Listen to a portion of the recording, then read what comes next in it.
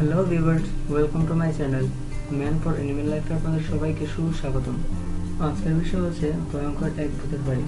আপনারা ভূত পেয়েছেন, বিশ্বাস না করেও পারবেন না কেউ। কিছু দূর হাঁটার পর বন্ধুটি আমাকে বলে উঠলো, ওই দেখো, ওরা দুজন ওখানে বসে আছে। আমি বললাম, কোথায়? ওখানে তো অন্ধকার। সে বলল, ওই যে বটগাছটার নিচে দেখো। কিন্তু আমি দেখি ওই জায়গাটা একেবারে ফাঁকা। আমি ঘটনাটি এড়াতে ওকে বললাম, বাদ দে, ওদেরকে তো পেলাম, এবার আমরা অন্যদিকে ঘুরে আসি। সে বলল, না, আমি ওদের জিজ্ঞেস করবো ওরা আমাদের বাদ দিয়ে কেন এভাবে চলে এলো, এবং এটাও বলবো তোরা কাপড় বদলিয়ে সাদা কাপড় কেন পরে আছিস।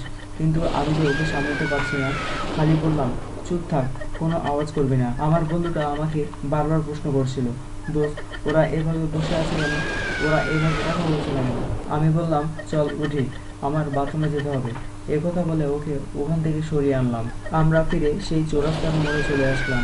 সাথে সাথে আমার ওই বন্ধুটা পুরো অবাক হয়ে গেল, কারণ আমরা এসে দেখি আমার ওই অন্য দুই বন্ধু এখানে দাঁড়িয়ে কথা বলছে।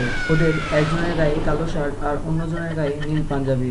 আর তাছাড়া ওরা যদি ওখানেই থাকতো তাহলে ওদের ফিরে আসলে আমাদের সামনে দিয়ে আসতে হতো, কারণ সেখানটায় আমরা দুজন লুকিয়েছিলাম। ওখান থেকে আমাদের আগে আসা ওদের পক্ষে সম্ভব নয়।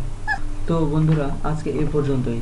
আমার ভিডিওটি যদি আপনাদের ভালো লেগে থাকে তাহলে অবশ্যই বেশি বেশি করে লাইক করুন, কমেন্টের মাধ্যমে আপনাদের মূল্যবান তথ্য আমাকে দিন।